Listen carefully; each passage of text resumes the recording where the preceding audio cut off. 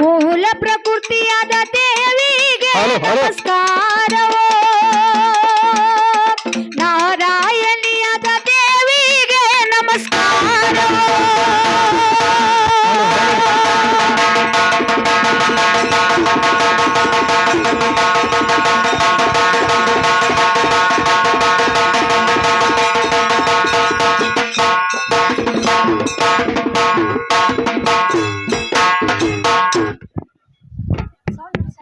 Hello hello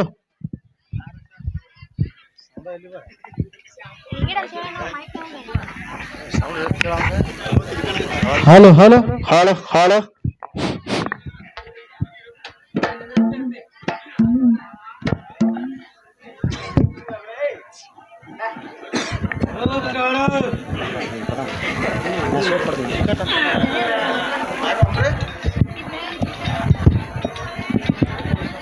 ಎರಡು ಮೇಳದವರು ಸವಾಲ್ ಓದು ಬರಿ.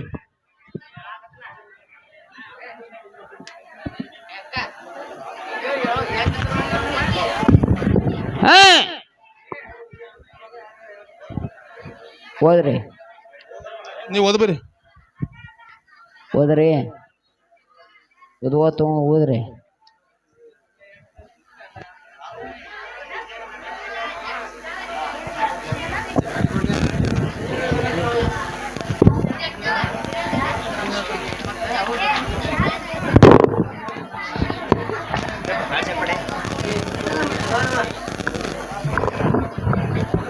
ಹಲೋ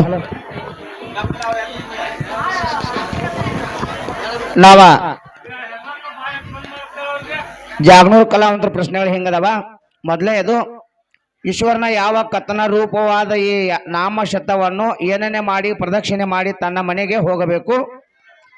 ಎರಡನೇದ, ಶಿವ ಚಂದ್ರ ಏನಪ್ಪ ಬ್ರಹ್ಮ ಸೃಷ್ಟಿಸುವ ಏನಿಸುವ ಯಜ್ಞ ಪುರುಷ ಇವರೆಲ್ಲರೂ ನಾನು.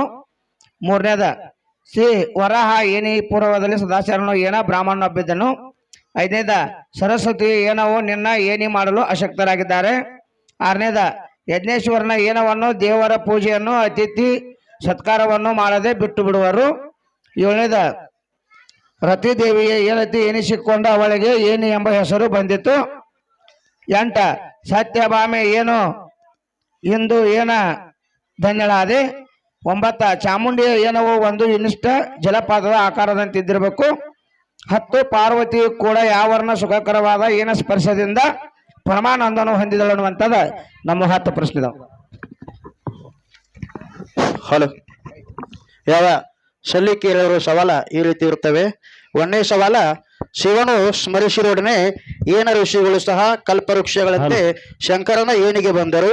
ಎರಡನೇ ಸವಾಲ, ಯಮ ಚಿತ್ರಗುಪ್ತರು ಏನೇರಾದ ರಾಜ್ಯರಲ್ಲಿ ಈತನು ಏನಕ್ಕೆ ಹೋಗಲಿ.